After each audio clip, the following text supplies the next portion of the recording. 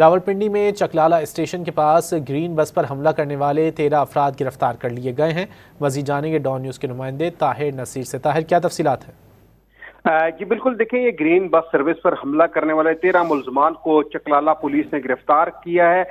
جو گرین بس کا کیپٹن تھا اس کی مدید میں یہ مقدمہ درج کیا گیا، جس میں اس نے موقف اپنایا ہے کہ 7:25 پر چکلالہ اسٹیشن پر پہنچے تو وہاں پہ 300 سے 400 جو نوجوان تھے انہوں نے ویلنگ کرنا شروع کر دی۔ اس کے بعد انہوں نے گرین بس کو ڈنڈے مارنا شروع کر دیے۔ اس پر پولیس نے جو زیر افراد تھے، جو ملزمان، ان کو گرفتار کیا۔ ان سے بس کے شیشے توڑنے میں جو استعمال ہوئے ڈنڈے تھے وہ بھی برآمد کر لیے ہیں اور 7 موٹر سائیکل بھی قبضے میں لے لی گئی ہیں۔ تمام ملزمان کو علاقہ مجسٹریٹ کی عدالت میں پیش بھی کر دیا گیا ہے۔ جی طاہر نصیر، بہت شکریہ ان تفصیلات کے لیے۔